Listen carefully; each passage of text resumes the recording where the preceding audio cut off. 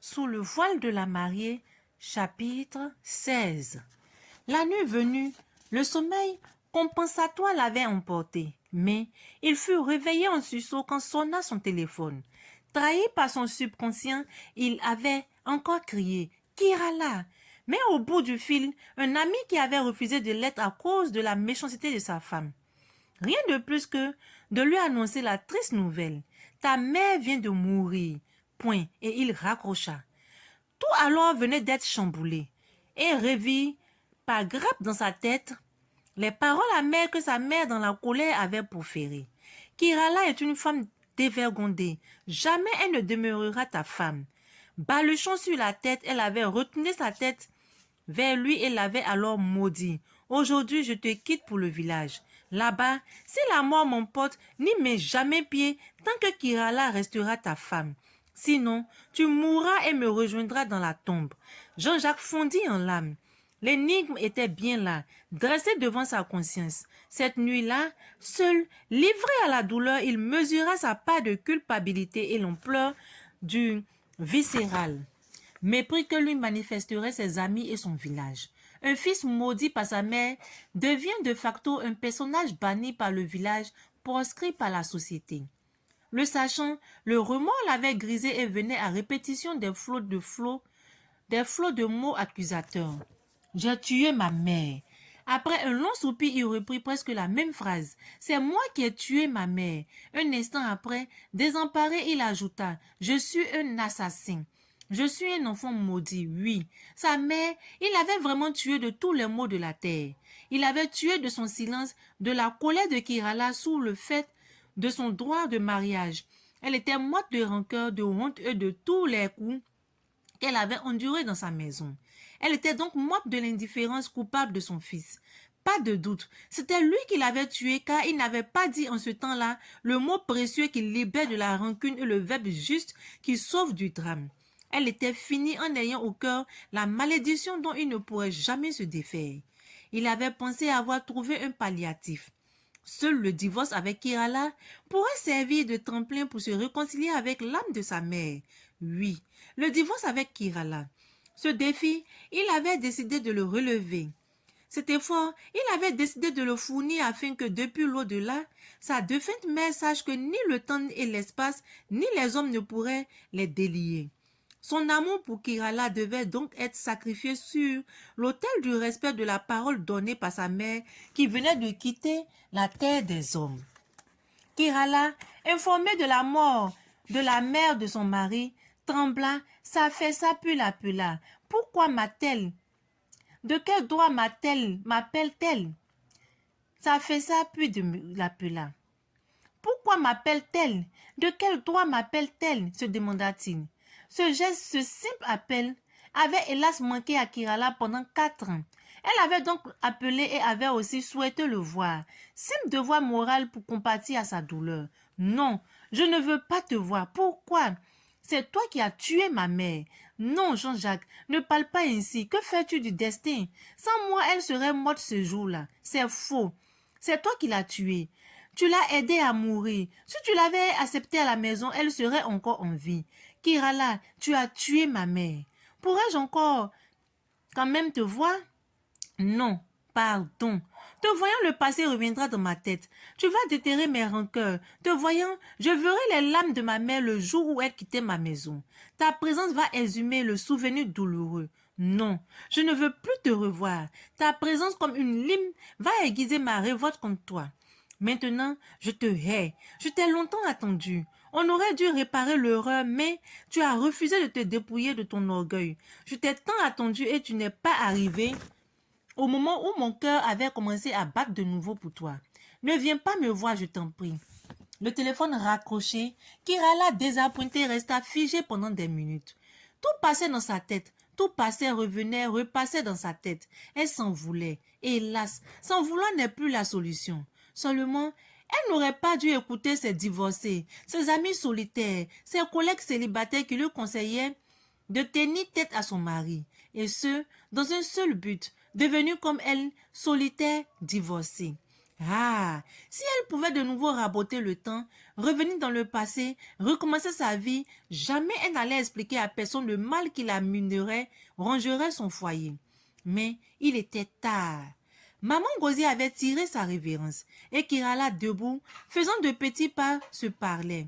C'était des plaintes, des regrets, des accusations contre son obstination. J'aurais dû l'appeler depuis bien longtemps. Elle fit davantage de petits pas, se grondait, s'en voulait, se reparlait. J'aurais dû me taire, j'aurais dû accepter et j'aurais dû. Un flot de larmes humectait ses yeux. Tout ce qu'elle se disait était un j'aurais dû. Oui, elle aurait dû se dépouiller de son orgueil. Oui, elle aurait dû jeter sa suffisance pour mériter son mari. Oui, ce qu'elle aurait dû faire n'était pas loin, si loin de son cœur. C'était simplicité, humilité, humanisme. Kirala, face à la réalité impulsive qu'elle ne savait pas, qu'elle ne saisit, fondit en larmes. Le destin avait décidé autrement. Jean-Jacques Gosier, sur qui planait la malédiction désemparée, appela l'imam et l'informa du voyage de non-retour de sa mère.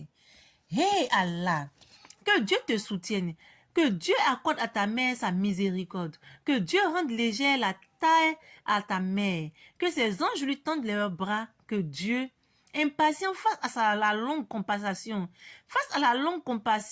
de l'imam, il poussa un cri blasphématoire dans les oreilles du guide religieux. C'est bon, c'est bon. Et vlam, il lui balança des paroles dénuées de foi. C'est Kirala qui a tué ma mère. Ça foulaille. Un croyant ne dit pas des choses pareilles. N'accuse pas un humain devant la volonté de Dieu. Qu'en sais-tu, toi homme de peu de foi? Non, ne me tombe pas sur la tête de Dieu. C'est Kirala qui a tué ma mère. Je ne veux plus d'elle, non. Je ne veux plus de la femme qui a tué ma mère. Demain, je ne viendrai pas au rendez-vous pour la réconciliation. N'en parlons plus. L'homme de Dieu, qui ne fait rien sans Dieu, guidé par la parole divine, imbibé de foi et pour qui rien ne se fait ici-bas sans la volonté de Dieu, lui lança le cri de douleur. Allah est grand, il ne fait rien en vain. Prends ta femme, laisse tout à Dieu pour qu'un jour Dieu puisse te pardonner. Les larmes aux yeux, la voix enrouée de douleur, Jean-Jacques écartelé entre Dieu et l'âme de sa mère ne put comprendre la dictature du destin. Non, c'est fini. Ma mère est morte cette mai, sa parole vit et me suit. Je ne peux pas la trahir, sinon je vais mourir à mon tour. C'est bon. Je pense que Kirala ne sera plus jamais ma femme.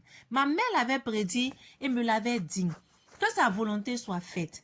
Hé Allah, c'est Dieu qui gouverne la terre, les cieux et l'âme de ta mère. Quand on meurt, on est mort pour l'éternité. Ta mère est morte. Sache que c'est fini pour toujours. Rien ne t'arrivera, car rien n'est plus fort que la divinité qui veille sur toi.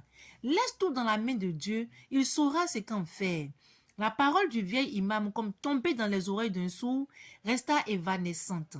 Jean-Jacques, encore fébrile dans la foi, continuait d'avoir des illusions sur l'âme vengeresse de sa mère. Il avait raccroché le téléphone au nez du guide religieux. Sacrilège, il pleurait, pleurait et pleurait. Ainsi s'achève notre roman Sous le voile de la mariée.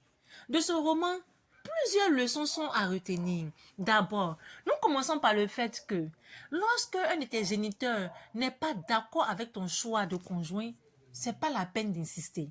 Il y aura toujours malheur au cours de votre union. En tout cas, c'est ce que l'histoire nous montre, c'est ce que l'histoire nous a appris.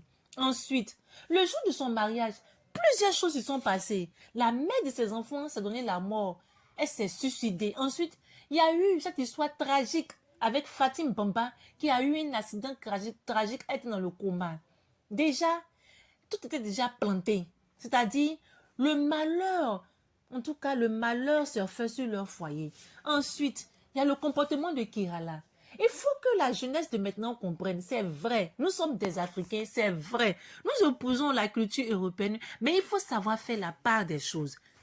Parce que chasser les parents de ton conjoint d'une maison, surtout la maison que lui-même il paye, c'est pas quelque chose de bien. C'est être mauvais. Venir t'installer, chasser même les enfants de ton mari, Kirala a appelé le malheur sur son foyer. Et lorsque sa mère lui a voulu lui faire entendre raison, elle n'a pas voulu écouter. Et la mère de Jean-Jacques, elle est partie de là en maudissant son fils. Vous-même voyez déjà, le décor avait été déjà planté pour que ce mariage même ne puisse pas durer. En tout cas, nous devons ne pas faire ce que nous avons vu dans ce roman-là. Nous devons aimer notre prochain. Nous devons même, quand nous rentrons dans le mariage, accepter les parents de nos conjoints. Et ensuite, Jean-Jacques, tout le mal qu'il a fait à ces femmes-là, c'est ce qu'il a vu comme un retour dans ce mariage-là. Parce qu'il a trompé plusieurs femmes, il ne voulait pas se marier. C'était un célibataire endurci. Jusqu'à ce que Kerala puisse dompter son cœur. Donc je dirais, n'est-ce pas là le karma? Et vous, que pensez-vous de ce roman? Laissez des commentaires afin que nous puissions partager chacun le ressenti et ce que chacun aura eu comme un conseil dans ce roman. Je vous dis à très bientôt pour une nouvelle aventure de lecture. Bye!